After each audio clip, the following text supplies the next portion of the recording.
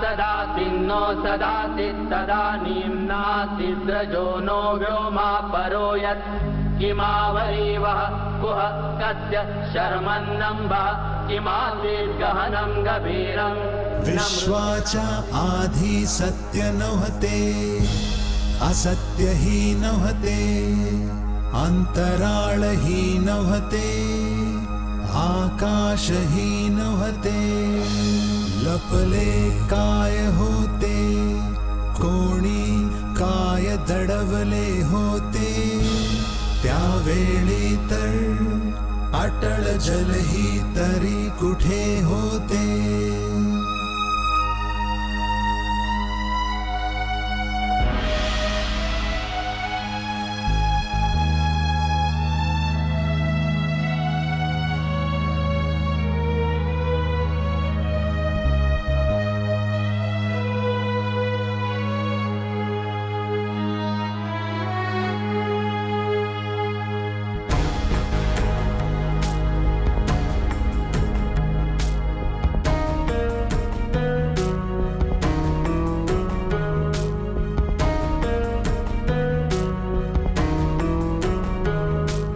सृष्टीचा कोण करता,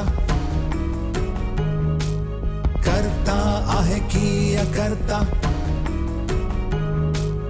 उंच आकाशी राहणारा, नेहमी विश्व प्रमुख असणारा, त्यालाच खरे माहित असते की माहित नसते. कोण काय जाणे, काय जाणे, काय जाणे, काय जाणे.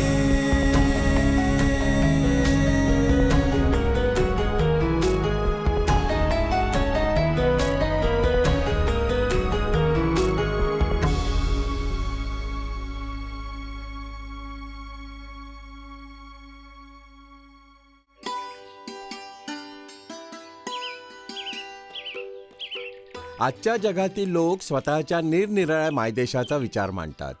आपली लढाई पण आपल्या मायदेशाच्या आझादीसाठी आहे. तरी पण त्या दिवसांमध्ये मायदेशाचा विचारच नव्हता होत. खरं तर मायदेशाच्या विचारांऐवजी माणसामध्ये एक अजब असा संबंध होता. हे बघा, ते सामंती नातं होतं जे एका सामंतवादी व्यवस्थेतनं जन्मलं होतं.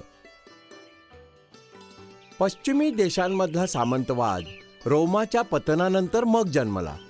लुटारू सामंत मजबूत किल्ले बनवायचे, मग आसपासच्या भागांवर डाके घालायचे. शेतकरी स्वतःचं संरक्षण करू शकत नव्हते, यासाठी बिचारे यांच्याशी समझोता करायचे. बदल्यामध्ये मग ते सामंतांना पूर्ण पिकाचा एक हिस्सा देत, शिवाय त्यांची सेवा करायचे. अशाच तऱ्हेने छोट्या किल्ल्याचा मालक मोठ्या किल्ल्याच्या सामंताशी समझोता करायचा. मग तो त्याला हत्यारबंद शिपाई द्यायचा. समझोत्याची ही साखळी सामंती व्यवस्थेची सर्वात उंच पायरी ती राजापर्यंत चालायची. अशा तऱ्हेने धान्य शिवाय दुसऱ्या वस्तू गरजेच्या पुरवायचा पूर्ण भार शेतकऱ्यांसोबत कारागिरांवर पडायचा. हिंदुस्थानामध्ये अगदी अशा तऱ्हेचा पण नाही, पण याच्याशी मिळता जुळता सामंतवाद विकसित होत गेला.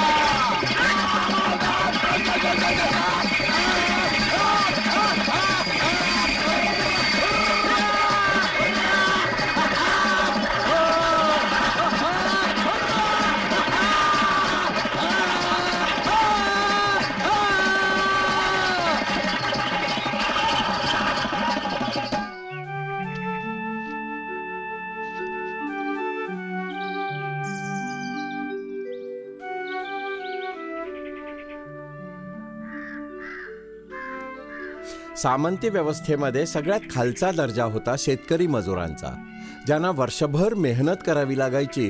गुजरणीसाठी त्यांना थोडंफार धान्य मिळायचं. ते गाव सोडून नव्हते जाऊ शकत आणि वैयक्तिक जीवनातील लहान सहान बाबींवर पण जमीनदाराची मर्जी हुकुमासारखी होती. मास्ती व्यंकटेश अय्यंगरने त्यांचा कन्नड उपन्यास चिन्ना बसवा नायकामध्ये या शेतकरी मजुरांच्या जीवनाचं हृदयद्रावक चित्रण केलं आहे. तू तू इथं काय करतेस? तुला इनाम मिळणार ना, पाहायला आले मी. खरंच? माहित नाही बाबा, मालकिणींनी बोलवलंय. ऐक, तू त्यांच्यासमोर मूर्खपणानं बोलायचं नाही.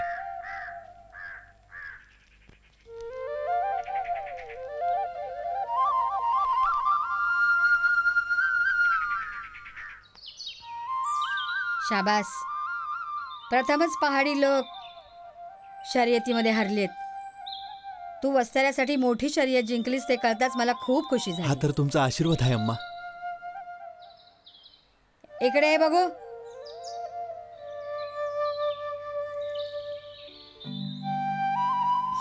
हे घे, हे तुझ्यासाठी इनाम आहे.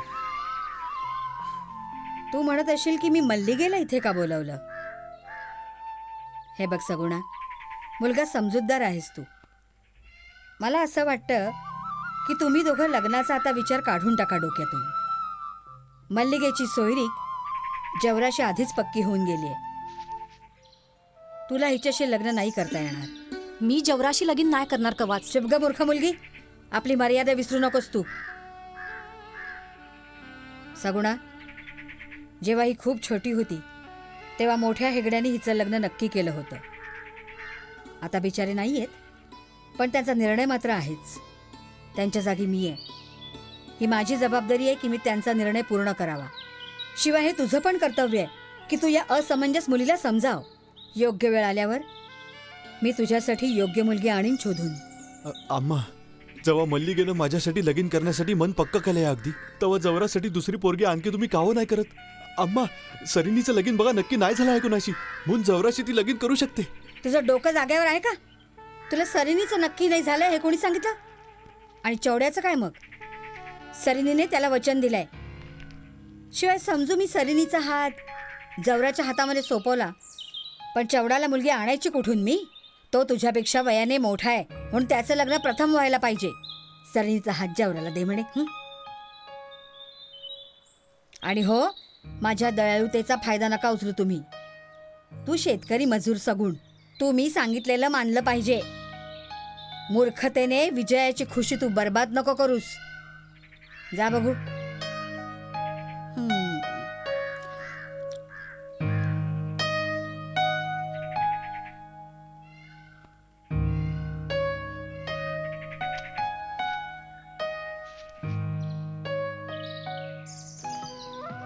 आता आपण दोघांनी काय करायचं?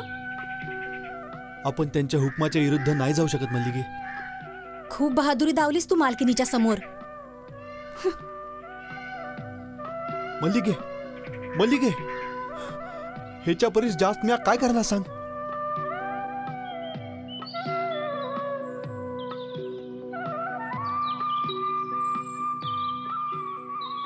बरं ऐक, मला माहिती गावली की इथं एक बुद्धी बसवा स्वामी आहेत जे दर्शन देतात. आपल्याला मदत तेच करतील.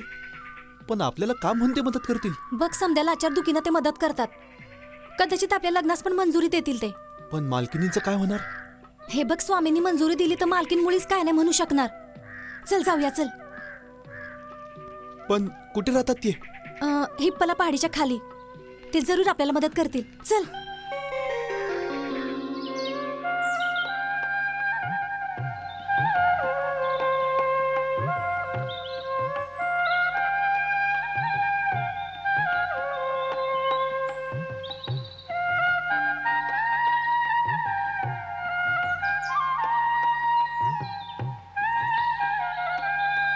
उठा उठा. जर तुम्हा दोघांना स्वामींना काही प्रार्थना करायची असेल मग बोला. स्वामी, आम्ही दोघं वस्त्रा गावचे शेतमजूर आहेत. माझं नाव मल्लिगे हाय, हा सगुण हाय. आम्हा दोघांना लगीन करायचं हाय. पण मालकीन सांगत आहेत की मी जवराशी लगीन करायचंय, पण मला तो पसंत नाही हाय. तुम्ही कृपा करून मालकिनीसनी समजवा की आम्हासनी लग्नाची अनुमती द्यायची. मालकीन तुम्हा दोघांची तशी नीट देखभाल करते की तुम्हाला सतावते? नाही, हे बस सोडून दुसरं बिलकुल वाईट नाही काय. मालकीन खूप चांगले आहेत.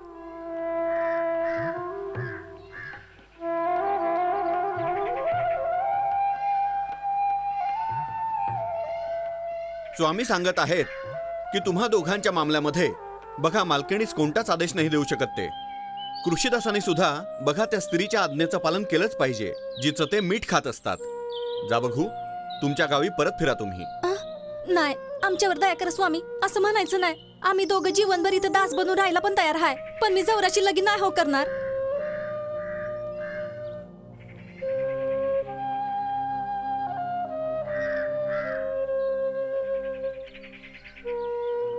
स्वामींनी फेरविचार केला आहे. तुमच्या मालकिणीला सांगा जाऊन. स्वामींची इच्छा आहे की मालकिणींनी 6 महिने या विवाहास टाळायचं. तोपर्यंत तुम्हा दोघांना पण समय मिळेल नक्की. तुम्ही प्रार्थना करून त्यांना त्यांचे विचार बदलाल सुद्धा. ठीक आहे, आता जा.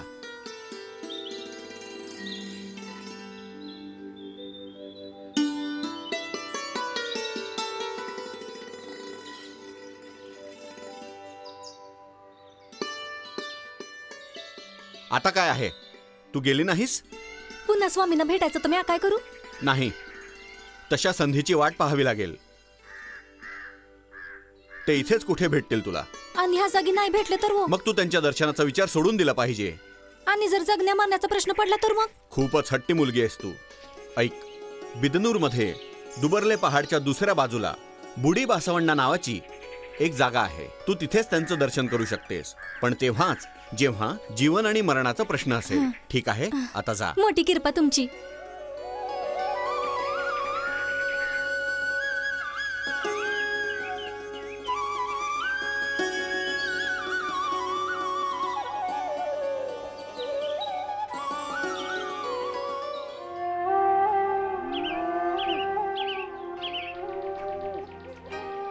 मल्लिगे जर नाही मानत तर मला पण ती नको आहे. माझ्यासाठी दुसरी पोरगी शोधा नाही कधी. खूप म्हातारी पण झाली माझी आहे. घरचं काम पण नाही करवत तिला. रात्रंदिवस बडबड करत असते, तक्रार करते, विचारत असते काय फक्त मी जेवणच बनवायचं काय. म्हणते की मी एक सून आणाय पाहिजे. काल मला पकडलं आणि म्हणली कशी. मला समजलं पुढचं, ते सांगायची सुद्धा गरज नाही. मल्लिगे, सगुणा, तुम्ही ऐकलं दोघांनी हा काय सांगत आहे? तुम्ही दोघं माझं सांगणं पण नाही मानत, शिवाय दुसऱ्यांचे प्रश्न पण वाढवताय तुम्ही. स्वामींनी 6 महिने दिले होते अम्मा, अजून 1 महिना बाकी आहे. तुला काय वाटतं पण 1 महिन्यामध्ये माझे विचार बदलणार आहेत काय? तू माझ्या पाठीमागे जाऊन स्वामींना तक्रार केलीस म्हणून स्वामी मला पण काय म्हणत असावेत. सगुणा, अरे तू तरी डोकं वापरून विचार करायचा होतास. सिव्हिल जशी बछड्याला तोंडामध्ये दाबून असते ना, असं दिसतंय बस तसंच मल्लिकेने तुला पण दाबलेलं आहे. म्हणाली लग्न करायचं की तू हा हा हा करत असशील. अरे तुझ्या तोंडातून नाही निघत नाही का? अम्मा, या बाबतीत तुम्ही आणि मल्लिकेनंच बोलावं. हे माझं काम नाही. मल्लिकेला जावराशी लगीन करायचं असेल मग करू द्या, म्या मनाई नाही हो करणार. पण जावरा आवडत नाही तिला, म्हणून माझ्याशीच लगीन करण्यावर जोर देत आहे. मग तुम्हीच सांगा मी नकार कसा देऊ. पण तुम्ही आम्हा दोघांची माय बघा, तुम्हीच फैसला करावा. पण मी फैसला खूप पूर्वी केलाच आहे. तुम्ही दोघांनी तसं केलं काय? तुम्हा दोघांना मनमानी करायची असेल सगुणा तर मी तुमची मालकीण नाही की तुम्ही माझे शेतकरी. माझा फैसला हा आहे की हे लग्न नाही होऊ शकत. हा विचार तुमच्या डोक्यातनं काढून टाका. हेगड्यांच्या कायद्याप्रमाणे मल्लिकेचं लग्न दुसऱ्या पुरुषाशी नक्की केलं गेलंय. तुम्ही मी सांगितलेलं मानलं पाहिजे. नाही अम्मा. जर मी तुम्हा दोघांना हे गाव सोडून जायला सांगितलं तर मग तेव्हा तुम्ही काय बरं कराल? आम्ही एकत्र राहिलो तर कसं पण जगणार. मालकीन, 2 प्रवासी आलेत. मी तुम्हा दोघांना गावातनं काढून टाकीन, पण एकत्रच नाही. एकाला पूर्वेला जावं लागेल आणि दुसऱ्याला पश्चिमेस. आता तुम्ही जाऊ शकता दोघं. मामला संपून गेलाय. मला मुळीच तुमचं ऐकायचं नाही काही. जा.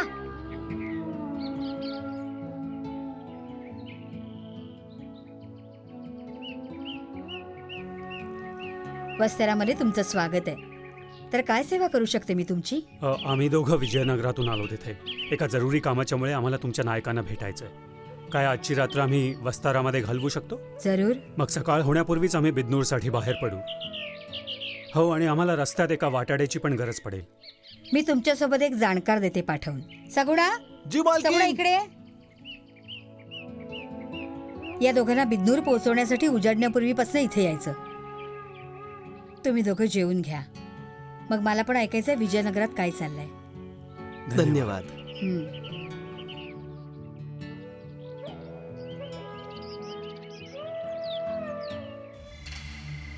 अहो सांभाळून, तिकडे खड्डा आहे. ठीक आहे, ठीक आहे. दिस उजाडल्यावर निघणं बरं असतं, पण दिवसा गरमी लय असते. यासाठी फाटे फाटे निघालो आपण. अरे भाऊ, रात्री का नाही निघालो आपण? रातच्याला अहो जंगलामध्ये भूत प्रेत असतात स्वामी. भूत प्रेत?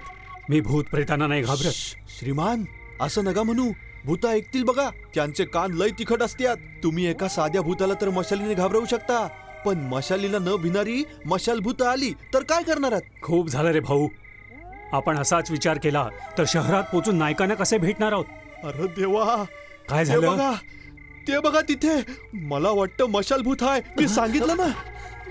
असं असू शकेल, कोणी दुसरा यात्री आपल्या समोरून मशाली सकट येत असावा. सगुना, तू जा पुढे आणि प्रेताचा सामना कर.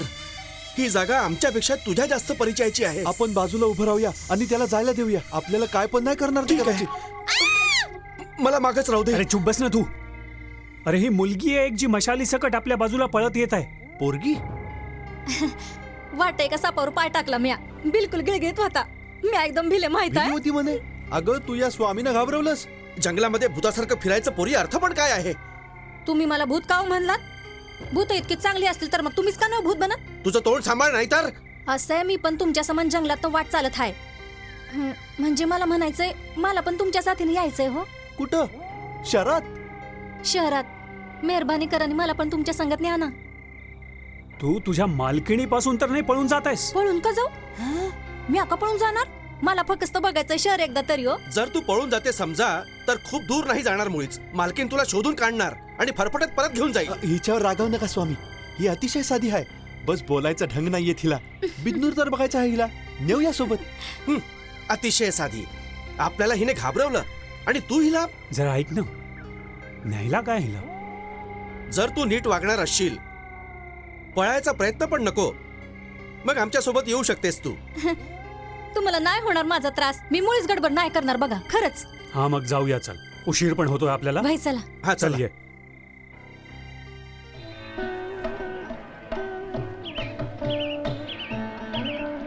मला आधी का नाही बोललीस की स्वामींना भेटायला शहरात यायचंय म्हणून? त्या दोघांना समजलं असतं तर आपल्याला वस्त्राला पाठवलं असतं. मला बी नाही बोललीस. असं दिसतंय हा स्वामींचा मठ आहे. चल ना रे.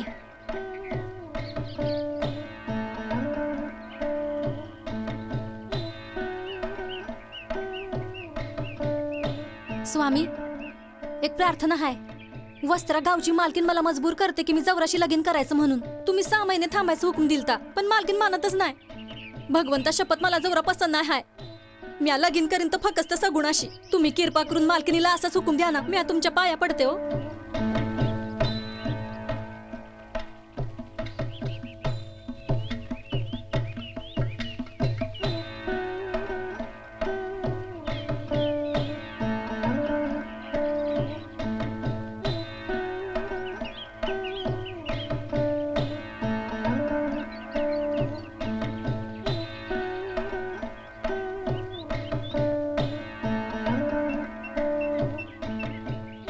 पुजारी, तुम्ही हे वाचून आमसनी ऐकवा. यामध्ये लिहिलंय की तुम्ही दोघं महलाचे मंत्री शिवाप्पांना आज भेटा.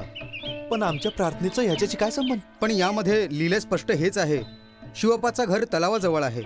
तुम्ही दोघं जाऊन तुमचं म्हणणं सांगा त्यांना. शिवाय ही चिठ्ठी पण द्या त्यांना. स्वामींच्या मनात काय आहे तेच जाणे.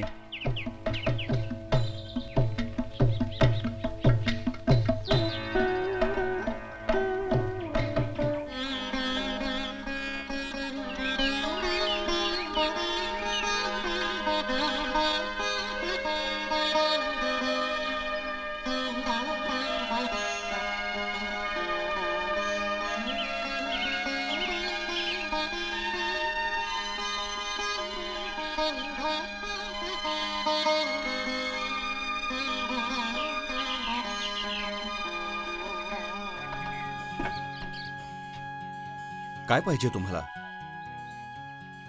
तुमच्या नावा ही चिठ्ठी आहे. कुणाची चिठ्ठी? बुद्धी बसव स्वामींची सरकार. हां, मग तुम्ही दोघं वस्त्राचे शेतकरी. वैजी, तू स्वतःच्या मालकिणीचं म्हणणं न मानायची आणि एका खास माणसाशीच लग्न करण्याची शपथ घेतली आहेस. पण स्वामींचं म्हणणं आहे हे चुकीचं वागणं आहे आणि ते त्याला परवानगी नाही देत. आमच्यावर दया करा सरकार. तुमचा मामला हजारांमध्ये एक आहे. यासाठी त्यांना तुम्हाला मदत करायची आहे. ते मालकिणींशी बोलतील की त्यांनी तुम्हाला लग्न करायला अनुमती द्यावी. पण लक्षात राहू द्या, ह्यानंतर तुम्ही दोघं वस्तारा नाही जाऊ काय? शकणार.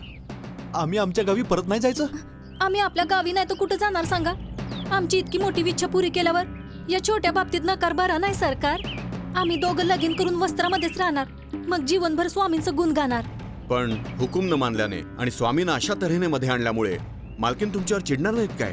वर्ण मालकीन नारळवाणी कठोर आहेत, पण आतनं खूपच मुलायम आहेत. मालकिनीला वाटतं की जर त्यांनी आमची प्रार्थना मंजूर केलीच, मग बाकी लोक पण त्यांना त्रास देतील. तरी स्वामींनी त्यासनी सांगितलं ना, मग कवाच नकार नाही देणार त्या. नाही नाही, आता मुळीच नाही काय होणार. स्वामींनी जे ठरवलंय ते तुम्ही मानलं पाहिजे. मल्लिगे, म्या वस्तारा नाही सोडणार. जवराशी लगीन करतो. मी कसाही जगेन आपला. चुप. आम्हाला मदत करा स्वामी, आम्ही तुमची पोरं आहेत.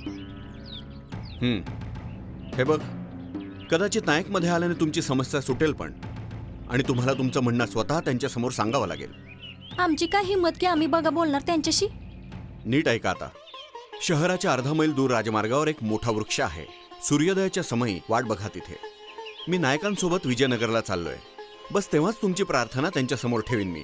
विचारलं काही तर तुम्ही तुमचं म्हणणं सांगा. भगवान तुम्हाला दीर्घायू बनवेल. ठीक आहे, आता तुम्ही दोघं जाऊ शकता.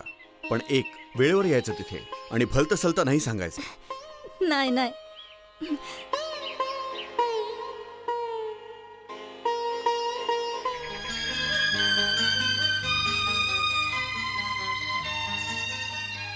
किती वेळ झाला आता, नायक अजून बी नाही आले. अगं जर नायक रागावले तर चापकाचे फटके पडणार. मी तुझं ऐकाय नाही पाहिजे होतं. चिंता नग करूस, आपण लगीन करून वस्त्रामध्येच राहणार. असं दिसतंय ते आलेत.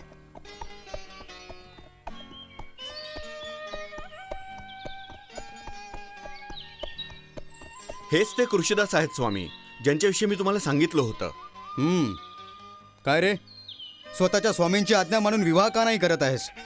विसरगाव तू. ही बेकारची जिद्द का म्हणून? नायक महाराज, मी ही असं लगीन खरं लगीन नाही होणार स्वामी. तू मध्ये बोलू नकोस. याला सांगू दे बघू. हिलाच बोलू द्यावं महाराज. चांगलं बोलते ही. असं ठीक आहे, मग तूच सांग बघू. स्वामी, मला पळून लगीन नाही करायचंय. वस्त्राला नाही परत होतो असंच होईल. खरं लगीन तवाच होईल जेव्हा हा मालकीनी मोहर माझ्या गळ्यामध्ये ताली बांधेल. मालकीन आमची माय हाय, त्यांच्याशी लपून आम्ही कसं लगीन करणार? हे ठीक नाही होणार. शिवप्पा, जी स्वामी. ही तशी बहादूर आहे, प्रामाणिक पण. जी. हे बघ, तुम्ही तुमच्या गावी परत जा. मी तुमच्या मालकिणीला पण निरोप पाठवेन की तुमचा विवाह करावा त्यांनी. पण लक्षात ठेवा, पुन्हा तुम्ही हुकूम टाळला त्यांचा, मग फटके पडतील. समजलं? व्हय.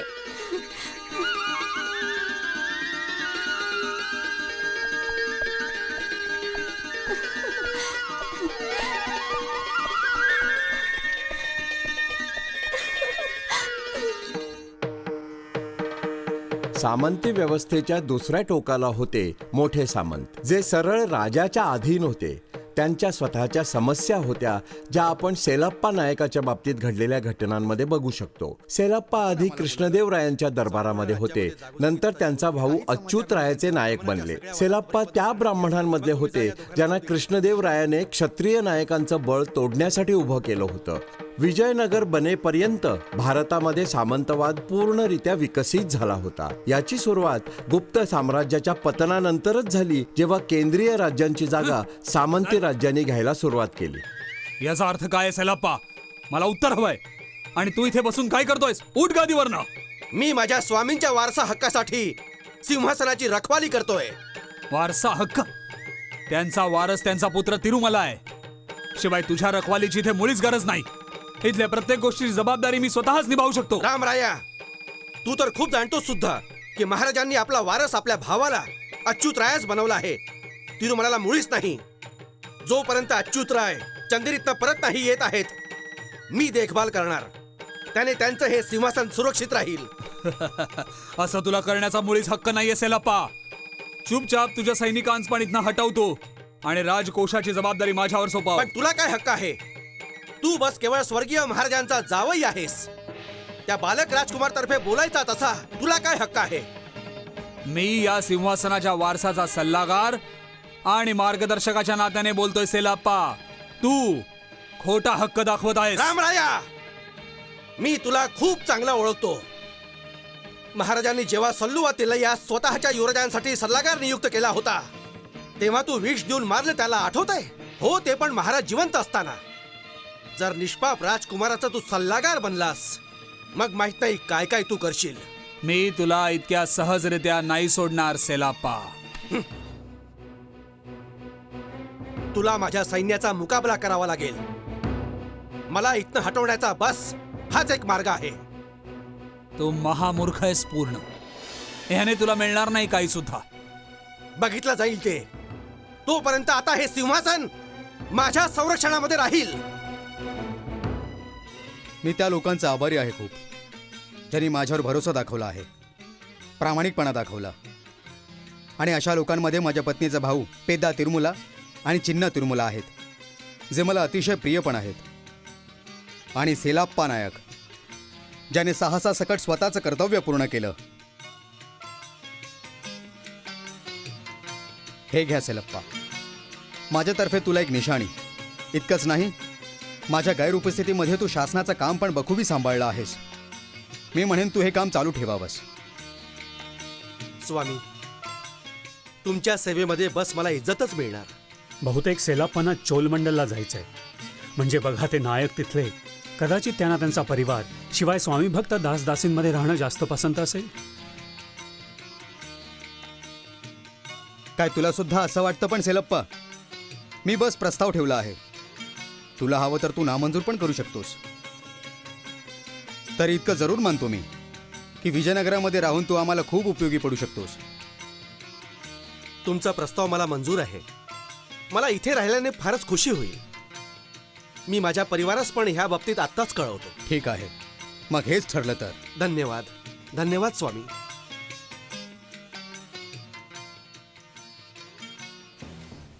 मला तर वाटतं इतक्या महत्वाच्या हुद्द्यासाठी सेलाप्पावर विश्वास ठेवणं मूर्खपणा होईल. अखेर तो बाहेरचा पण आहे, आपल्या परिवाराचा सदस्य तो नाहीच आहे. तरी त्याच्यावर माझा विश्वास आहे. त्याने माझ्या सिंहासनाचं पण संरक्षण केलंय. बरं, इच्छा असती तर तो रामरायाकडे सहज जाऊ शकला असता. असंय, त्याने स्वतःचं काम पूर्ण केलंय. तुम्ही त्याला इनाम पण दिला आहे. मला नाही वाटत आता विजयनगरामध्ये त्याच्या अस्तित्वाची कुठली तुम्हाला गरज आहे. हे पण विसरू नका की तो एक ब्राह्मण आहे. तुम्ही तऱ्हेतऱ्हेची महत्त्व देत ब्राह्मणास खूप महत्त्व देत आहात.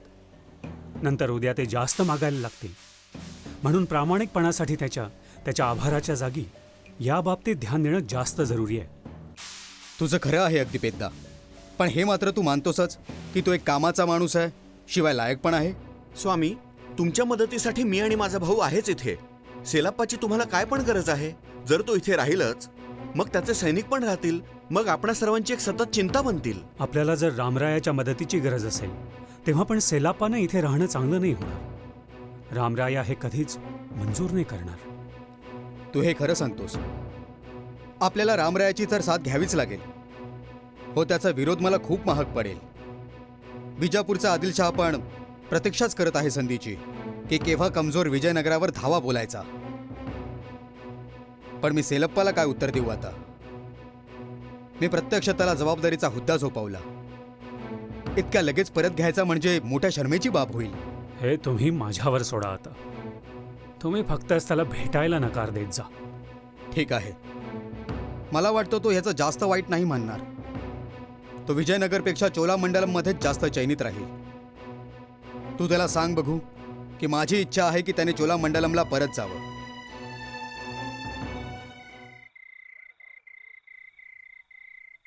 सेलाप्पा, मला तुमच्याशी थोडं महत्वाचं बोलायचं. नमस्कार. या या, बसा.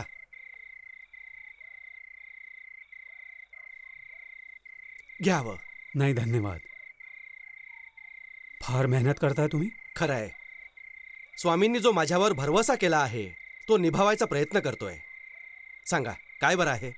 सेलाप्पा, तुम्हाला चोलामंडलमला परत जावं लागेल. परत जावं लागेल? का म्हणून? त्रवणकोरचा उदयवर्मन महाराजांसाठी मोठं संकट बनलाय. आपल्याला कर देणं बंद करून विद्रोह केलाय. म्हणून महाराजांना भीती आहे की विद्रोहाची ही आग दुसऱ्या नायकांमध्ये फैलावू शकते. यासाठी महाराजांची इच्छा आहे की तुम्ही त्याच्याशी लढाई करून त्याला आपल्या ताब्यात घ्यायचा. काय अच्युतरायांची इच्छा आहे की मी जावं? अगदी. तुम्ही तुमच्या सैन्यासकट जा तिथे. शिवाय त्यांचं हे पण सांगणं की म्हणतात कुणा दुसऱ्यावर भरोसाच नाही त्यांचा. त्रावणकोटची सीमा आणि तुमच्या राज्याची सीमा बघा एक दुसऱ्यात मिळालेली आहे. तुम्हाला बघा तुमचा प्रामाणिकपणा दाखवण्याची एक अजून संधी मिळते. मला अच्युतरायांना भेटावंच लागेल. इथे बरीच अशी कामं आहेत जी मला पूर्ण करायची आहेत. नाही नाही, यावेळेस दुसरं काहीच नाही होणार. तुम्हाला त्वरित निघावं लागेल. मला हे सर्व नीट नाही वाटत आहे. असं पण नाही ना की माझ्यापासून सुटका मिळवायची ही चाल असावी? काय बोलताय हे तुम्ही? तुम्ही नाही जाणत महाराज तुमच्यावर किती भरोसा करतात. म्हणून पण त्यांना असंच वाटतंय या कामासाठी तुम्हीच नीट व्यक्ती आहात. कुणाचा हा सल्ला आहे सांगा ना जरा. तुमचा की रामरायाचा? रामरायाने पण आता जरा अडखळणं बंद करा. मी जाणतो की दरबारातनं पण त्याला सारखे इशारे मिळत असतात. हा तोच माणूस आहे ना ज्याने महाराजांस पूर्ण विरोध केला होता? तुम्ही ही गोष्ट नाकारू नाही शकत. रामरायाने महाराजांच्या प्रती स्वतःची निष्ठा सिद्ध केली. त्याने चूक त्याची कबूल पण केली. असं म्हणजे आता मेघ समजली मलाही. याचा मग अर्थ हा म्हणावा की तुम्हा लोकांची इच्छाच आहे की मी आणि माझ्या शिपायांनी इथे नाही राहायचं. असं आहे सल्लप्पा, या सर्व बाबींमध्ये नका पडू. याने तुम्हाला मिळणार पण काही नाही. तुम्हाला परत महाराजांची सेवा करायची पण संधी मिळाली हे समजा आणि तुम्ही या स्थितीचा स्वीकार करा. आता मला महाराज अच्युतरायांना भेटायचंय त्वरित. शक्य नाही. महाराज तुम्हाला नाही भेटणार. मी त्यांना सांगेन की तुम्ही विजयनगर सोडायची योजना बनवली आहे. मी माझे स्वामी अच्युतरायांच्या तर्फे तुला हे सांगायला आलोय की एका अधीन राजाप्रमाणे कराची रक्कम माझ्याकडे देऊन आपल्या महाराजांच्या प्रती प्रामाणिकपणाचा परिचय दे. उदय मार्तांड वर्मन असं नाही केलं मग माझं सैन्य तुला असं करण्यावर मजबूर करेल. बोल, तुझा काय इरादा आहे? काय? तुझा इरादा स्पष्ट कर. बोल, तू कर देतोस की युद्ध करणार? मला खरं नाही वाटत आहे. ह्यामध्ये हसण्याचं काय पण आहे? हसण्याचा कुठला विषय नाही दिसत आहे. स्वतःचा इरादा सांग लवकर उदय मार्तांड वर्मन. माफ करा, माझी इच्छा तुम्हाला मुळीच नाराज करायची नाही. मला बस जरा वाटलं आश्चर्य किंचितसं. तुम्हाला माझा इरादा जाणायचा आहे ना? अच्युतरायाला मी मुळीच कर देणार नाही कुठला. आता मी मुळीच त्याला स्वामी नाही मानत. असं म्हणजे तुला लढाई करायची तर मग हे तुझं असामंजस्य होईल उदय मार्तांड वर्मन. हे नको विसरूस की माझं सैन्य तुझं नामोनिशाण मिटवून टाकेल. सेलाप्पा, जरा थांबा तरी. तुमच्या दुसऱ्या प्रश्नाचं उत्तर पण ऐका ना. कुठला प्रश्न माझा? मिळाले सर्व उत्तर मला. तुम्हाला कारण जाणायचंय ना की मी हसलो का आत्ताच? मला अच्युतरायाच्या प्रती तुमच्या वफादारीवर हसायला आलं. वफादारी? तू काय जाणतोस वफादारी? तू पक्का विश्वासघातकी माणूस. विश्वासघात? तोही अच्युतरायाशी केला? काम पूर्ण झाल्यावर मग जो माणूस समजून घेतल्याशिवाय विजयनगरातून तुम्हाला बाहेर फेकत आलाय, मी अशा माणसाशी तरीही वफादारी केली पाहिजे? तुम्ही स्वतः विचार करा सेलप्पा. काय अशा माणसाशी तरीही तुम्ही पण वफादारी करणार का? मला घाबरतोस रे तू? घाबरणं ह्यासाठी आहे की जर मी तुला आणि तुझ्या महत्वाकांक्षांना सुद्धा संपवलं तर मग तुझा हा खोकला तर्क तुझ्या कामी नाही येणार उदय मार्तांड वर्मन. खरंय, मी घाबरलो हे खरंय. तरी जर लढाई जुंपलीच तर मी लढून पण दाखवीन. परंतु मग पण मी हेच म्हणेन की तुम्ही अशा लोकांच्या हातामध्ये खेळत आहात ज्यांनी मुळात तुम्हाला ठार मारण्याचं षडयंत्र केलं. तुला हे कसं माहित पण की विजयनगरमध्ये काय होत आहे? सेलप्पा, पोरं जाणतात की तुम्हाला पण राजधानी सोडायला का म्हणून सांगितलंय. तुम्ही सिंहासनाची रामरायाची महत्वाकांक्षा मुळात सफल नाही होऊ दिली. आज त्याच्या हातामध्ये ताकद आहे यासाठी तुम्हाला त्याने तिथनं बाहेर काढलं. तिरुमला भावांसाठी तुम्ही फक्त होता रस्त्यातली एक अडचण. त्याने त्याचं म्हणूनच समर्थन केलं. दोघांनाही नकोय कोणी मध्ये आलेलं म्हणजे त्यांचं ध्यान वाटलं जाईल. माझा विद्रोह पण ह्याच प्रकारचा आहे. म्हणून त्यांनी काय केलं? मला संपवण्यासाठी तुम्हाला पाठवलं. बघा इथे. काय तुम्हाला पण दिसत नाही हे किती हुशारीने तुमचा वापर केला जात आहे? जोपर्यंत अच्युतराया माझ्यावर अवलंबित आहेत, माझ्यावर भरवसा करीत आहेत, तोपर्यंत ह्या लोकांचं मुळीच महत्व नाहीये. तुम्ही आहात कुठे बरं सेलप्पा? अच्युतराया, तिरुमल बंधू आणि रामरायाशिवाय करूच शकत नाही काही. जाणता तुम्ही, जेव्हा तुम्ही मला समर्पण करायला सांगितलं मी का चमकून पाहिलं. जेव्हा तुम्हाला भेटायचा संदेश आला तेव्हा मला वाटलं ते असं की कदाचित तुम्हाला माझ्याशी कुठला समझोता करायचा असेल. समझोता? कसला समजवता? आपल्या दोघांमध्ये चोल मंडलम आणि त्रवणकोर आपण एक तह करायचा असेल आप्पा. पांड्याचा राजा जटिलवर्मन कमजोर आहे. आपलं सैन्य सहजपणे त्याच्यावर विजय प्राप्त करेल. बरं, नंतर मग सगळा खालचा द्वीपकल्प आपल्या कब्जामध्ये होईल. थोडे नवे पण येतीलच ना. मग पेद्दा तिरुमला आणि रामरायाची योजना सफल नाही होऊ शकणार. पण तुझ्या बाबतीत काय भरवसा? भरवसा? आणि काय, तू माझ्याशी पण मग गद्दारी करू शकतोस? कसल्या भरवशाची इच्छा आहे तुमची? हे बघ, जोपर्यंत मी अच्युतरायांच्या परिवाराशी जोडला गेलोय, माझा मुळीच कोणी नाही बिघडवणार काही. मी तुझ्याशी एक वैवाहिक समझोता करायचा म्हणतोय. तुला माझ्या पुत्रीशी लग्न करावं लागेल. ठीक आहे सेलप्पा, जर तुमची अशीच इच्छा असेल तर मलाही मान्य आहे. काय? हे तर खूपच भयानक आहे. याचा पण अंदाज तुम्हाला पहिल्यापासून असायला हवा होता. माझा सर्वात वफादार नायक सेलप्पाने बगावतीचा झेंडा उचलला आहे. इतकंच नाही, हमला करून आमचे मांडलिक पुंड्या राजाला पण राज्यातनं बाहेर काढलंय. मला तर सुरुवातीपासूनच हे सर्व ठीक नव्हतं दिसत. आपण पंड्या नरेश जटिलवर्मनच्या मदतीसाठी गेलं पाहिजे. सेलप्पा उदयवर्मनास पण योग्य उत्तर द्यायचंय. महाराज, आपण पण या संधीचा फायदा उचलीत पूर्ण दक्षिणेवर आपली शक्ती जमवू शकणार. सोबतच सर्व नायकांस पण आपल्या ताब्यामध्ये आणू शकणार. तरी मला नाही माहित की राजधानी सोडून ही जाण्याची योग्य वेळ आहे किंवा नाही. यापेक्षा चांगली संधी तुम्हाला कधी मिळेल महाराज. आदिलशहा बिदरमध्ये अमीर बारीदची लढाईमध्ये गुरफटून गेलाय. तो या आपल्या संधीचा फायदा उचलण्याच्या स्थितीमध्ये नाहीये. ठीक आहे, वेळ बर्बाद नाही करायचा आता. या मामल्याला आपण गरजेपेक्षा जास्त महत्व नाही द्यायचं. हे योग्यही नाही की थोड्याशा मामूली देशद्रोह्यांच्या विरुद्ध पण तुम्ही स्वतःचं सैन्य संचालन करायचं. तुम्ही मला सैन्यासकट जायला द्या, मी तुमच्या समोर त्यांना आणून ठेवीन. जर महाराज स्वतः नाही गेलेत तर मग चढाईचा पण अर्थ काय? तुम्ही दोघं वाद बंद करा. मी जाईन अवश्य, पण श्रीरंगम मध्ये राहीन जाऊन. पेद्दा तिरुमला, तुम्ही सैन्य घेऊन पुढे जायचं तिथनं.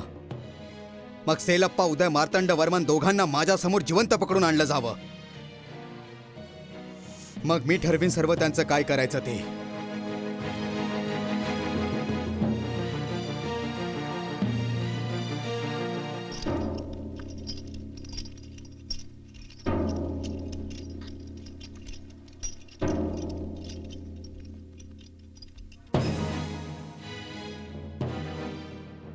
सेलप्पा, हे काय करून टाकलंस तू? तू तर माझा सगळ्यात जास्त प्रामाणिक नायक होतास, ज्याच्यावर मला सगळ्यात जास्त गर्व होता. तू माझ्या विश्वासाचं बंधन पार तोडून टाकलंस. पण असं करायचं तुला सुचलं तरी कसं? क्षमा करा स्वामी,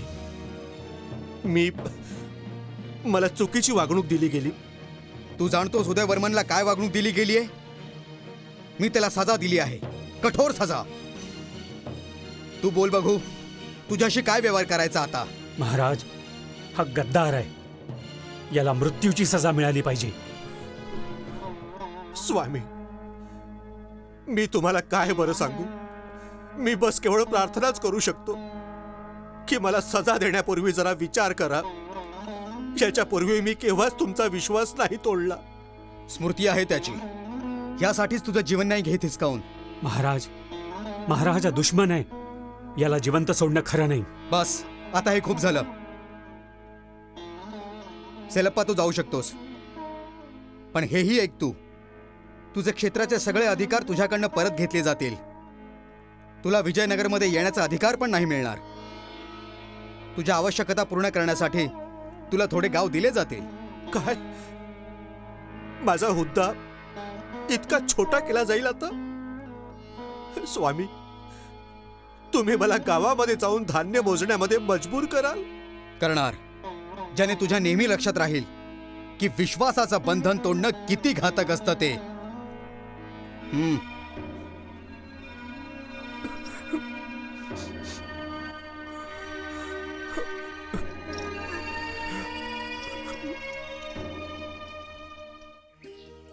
अशा तऱ्हेने समाजाचे 2 निराळे भाग बनले, एक मालक लोकांचा आणि दुसरा रयत किंवा मजदूर लोकांचा. मजदूर आणि जनावरांच्या मध्ये सामंत सरदार कुठला खास फरक नाही करायचे. सामंती व्यवस्थेमध्ये हक्क आणि जबाबदाऱ्यांवर एकसारखं लक्ष नव्हतं दिलं जात. जर सामंत कर वसूल करायचा, मग त्याला रयतेची देखभाल आणि संरक्षण पण करावं लागायचं. तरी सामंत स्वतःचा हक्क पूर्ण जमवायचे, जबाबदाऱ्या केव्हाच पूर्ण नाही केल्यात त्यांनी. हिंदुस्थानामध्ये आज पण अनेक असे जमीनदार आहेत, खूप जे बेरहमीने मालगुजारी वसूल तर करतात, पण स्वतःच्या तमाम जबाबदाऱ्या विसरून गेलेत. हिरण्यगर्भात् समवर्तताग्रे भूतस्य जातः पतिरेक आसीत् सदाधार पृथिवीं द्यामुते मां कस्मै देवाय हविषा विधेम. हिरण्यगर्भ जगा आधी जो होता विद्यमान, तारेनी जीवसृष्टीचा तो स्वामी हो महान. धरती आणि अस्मान ज्याने केले हो धारण, करू अशा कोणत्या उपास दैवाचे आवाहन.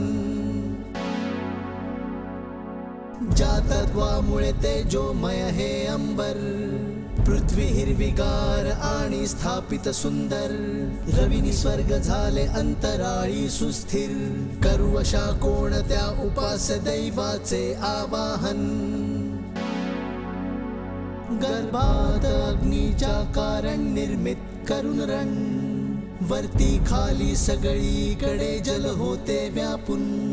जागून राहिले होते जे प्राण बनून, करू अशा कोणत्या उपास दैवाचे आवाहन. करू अशा कोणत्या उपास दैवाचे आवाहन.